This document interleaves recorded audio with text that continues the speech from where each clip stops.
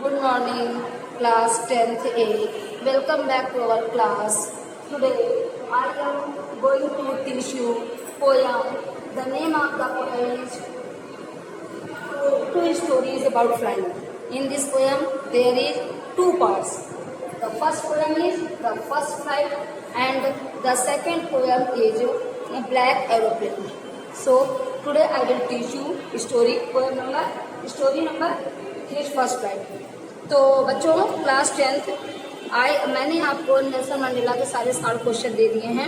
अब मैं आपको लॉन्ग आंसर एक देना चाहती हूँ, लेकिन लॉन्ग आंसर की मैं पिक आपको सेंड कर दूंगी और इसलिए आपका एक लॉन्ग आंसर भी हो जाएगा। और आपको करना क्या है, वैसे भी मेरे जो आंसर है वो आपके शॉर्ट और लॉन्ग दोनों में काम करेंगे, फिर भी एक लॉन्ग आंसर की पिक हम भेज देंगे। अब इसके बाद आज आप हमारा नया चैप्टर पढ़िए और पोएम और चैप्टर का नाम है हिज फर्स्ट फ्लाइट। ओके, चलिए बच्चों, चलिए अपनी बुक निकालिए। हिज फर्स्ट फ्लाइट देख रहे हैं, इसकी आज हमको रीडिंग करनी है इस पोएम की।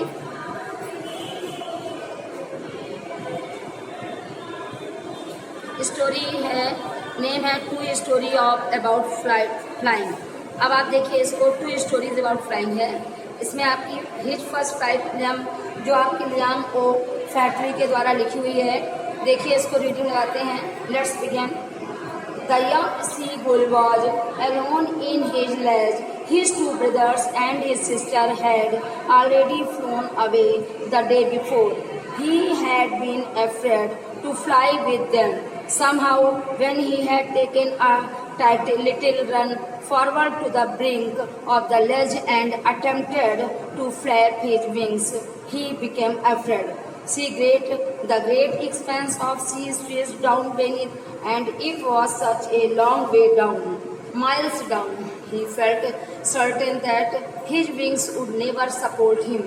एक जो पक्षी है वो जब शुरुआत में अपने पंख उड़ाकर देखता है, जो छोटा सीगुल था वो अकेले अपना यात्रा पर चल पड़ा।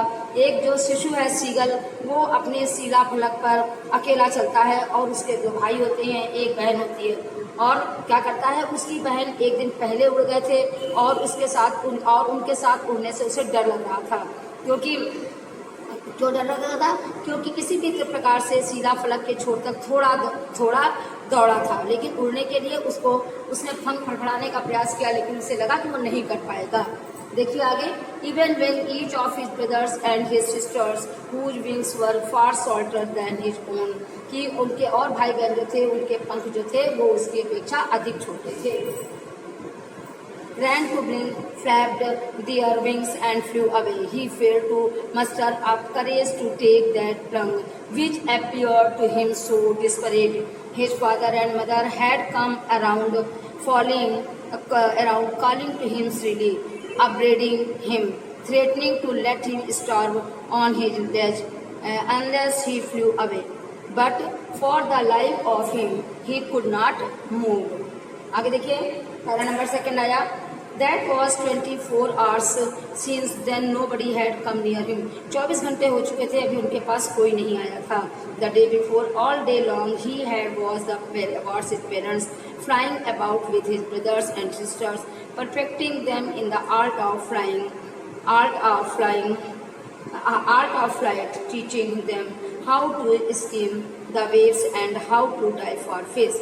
He had in fact seen his older brother catch it first, hurrying and devour it, standing on the rock while his parents circled around, raising a proud cackle.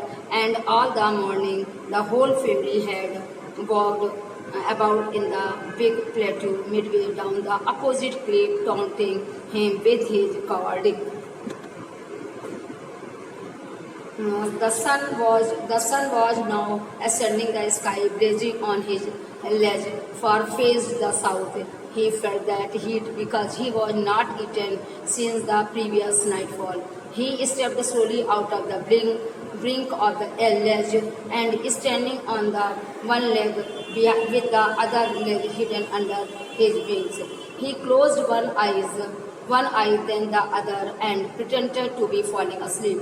Still they took no notice of him. He saw his two brothers and his sisters lying on the platform. with all their heads sunk into their necks, and his father was preening the feathers on his white back. Only his mother was looking at him. She was standing on a little high hump on the plateau, and her white breast thrust forward. Now and again she tore at piece of fish they lay at her feet, and then escaped each side of her beak of the rock. The sight of the food maddened him. How he loved to tear food that way, escaping his beak now and again to wet it. Ga ga ga, he cried and beginning. Ga ga ga, he cried, beginning her to him some food. Beginning some food. Ga ga called her. She screamed big, derisively, but he kept calling plaintively, and after a minute or so he uttered a joyful scream. His mother had picked up a piece of the fish and was flying across to him with it. He leaned out eagerly, tapping the rock with his feet, trying to get nearer to her as she flew across. But when she was just opposite to him, she halted, her wings motionless, the piece of fish in her beak almost within reach of his beak. He waited a moment in surprise, wondering why she did not come nearer, and then, maddened by hunger, he dived at the fish with a loud scream. He fell outward and downward into space. Then a monstrous terror seized him, and his heart stood still. He could hear nothing, but it only lasted a minute. The next moment, he felt his wings spread outward. The wind rushed against his breast feathers, then under his stomach and against his wings. He could feel the tips of his wings cutting through the air. She was not falling headlong now. He was soaring gradually downward and outward. He was no longer afraid. He just felt a bit dizzy. Then he flapped her wings once, and she soared upward. Ga ga ga ga ga. Ga ga ga. Ga ga called her. His mother stood fast, her wings making a loud noise. She answered her with another scream. Then his father flew over him screaming. He saw his two brothers and his sisters flying around him, curveting the banking and soaring and diving. Then he completely forgot that he had not always been able to fly, and commanded himself to die and soar and cut and sweeping steady. He was near the sea now, flying straight over it, facing straight out over the ocean. He saw a vast green sea beneath him, with little ridge moving over it, and he turned his beak sideways and cast amusedly. His parents and his brothers and sisters had landed on the green flooring ahead of him. They were beckoning to him, calling steady. He dropped and leapt to stand on the green sea. His legs sank into it. He screamed with fright and attempted to rise again, flapping his wings. But he was tired and weak with hunger, and he could not rise. Exhausted by the strength exercise, his feet sunk into green, and then his belly touched it, and he sank no further. He was floating on it, and round him his family was screaming, praising him, and their beaks were offering his stamp of dogfish. He had made his first flight. इस तरीके से उसके माता पिता और उसके भाई, उसके बहन उसके सामने हरी सतह पर नीचे उतर गए, और वे तेजी से जोर की आवाज़ करते हुए उसे बुलाने का संकेत दे रहे थे. उसने हरे समुद्र पर खड़े होने के लिए अपनी टांगें लटका दी. उसकी टांगें उसमें डूब गईं, और वो डर से चिल्लाया और पंख फड़फड़ाकर उन्हें फिर उठने का उसने प्रयास किया.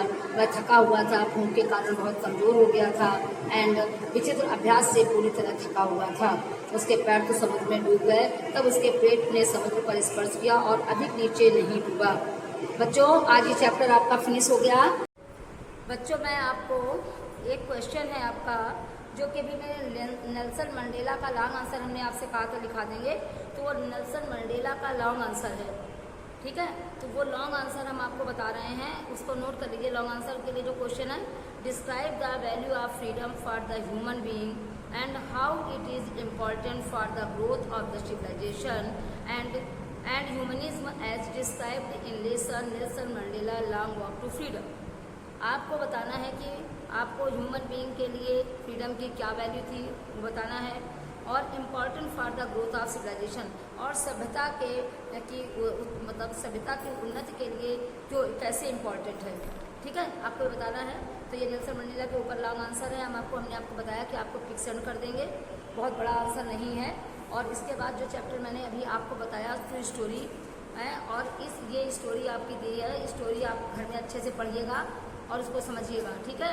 और इस स्टोरी में बस आपको ये थिंकिंग अबाउट द टेस्ट में क्वेश्चन आंसर दिए हुए हैं, ठीक है। तो ये आपको थिंकिंग अबाउट द टेस्ट के क्वेश्चन आंसर बच्चों ये आपको कराने होंगे। तो देखते हैं कि क्वेश्चन अगर लिखाए जाने होंगे तो हम आपको ये क्वेश्चन लिख के सेंड करेंगे, ठीक है। भले ही आज ना करें, आज हम आपको पहले लॉन्ग क्वेश्चन उसका देंगे जो भी कल चैप्टर नेल्सन मंडेला का, तो आपका नेल्सन मंडेला वाला चैप्टर खत्म हो जाएगा और आज आपका ये इसका जाएगा। और इसके बाद है द ब्लैक एरोप्लेन की आपकी स्टोरी है, ये ब्लैक एरोप्लेन की स्टोरी है।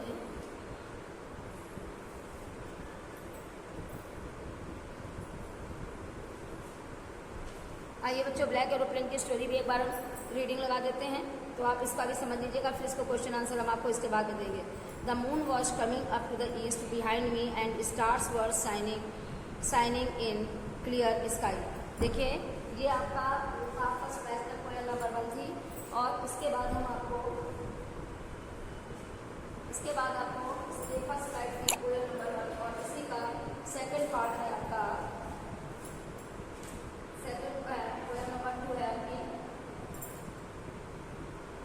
Black aeroplane.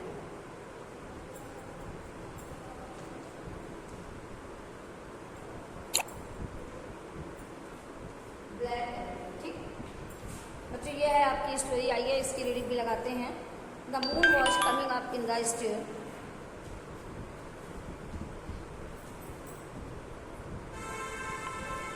The moon was coming up in the east behind me, and stars were shining in the clear sky above me. There was not a cloud in the sky. I was happy to be alone.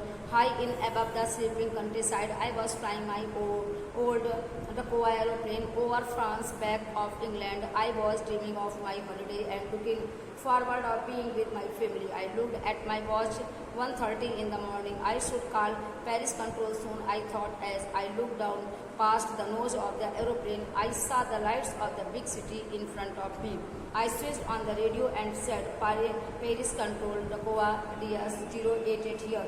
Can you hear me? I am on my way to England. Over. The voice from the radio answered me immediately. DS 088, I can hear you. You ought to turn 12 degrees west now. DS 088 over. I checked the map and the compass, switched over my second and last fuel tank and turned the Dakota 12 degrees west toward England. It will be time for breakfast, I thought. A good big English breakfast. Everything was going well. It was an easy flight. Paris was about 150 kilometers behind me when I saw the storm clouds. They were huge. They looked like black mountains standing in front of me. Across the sea, I knew I could not fly up and over them, and I did not have enough fuel to fly around them to the earth or to sound. I ought to go back to Paris, but I wanted to get home. I wanted that breakfast. I would take the risk. I thought flew that old Dakota straight into the storm. Inside the clouds, everything was suddenly black. It was impossible to see anything outside the aeroplane. The old aeroplane jumped and twisted in the air. I looked at the compass. I could not believe my eyes. The compass was turning round and round and round, and it was dead. It would not work. The other instruments were suddenly dead too. I tried the radio. Paris control, can you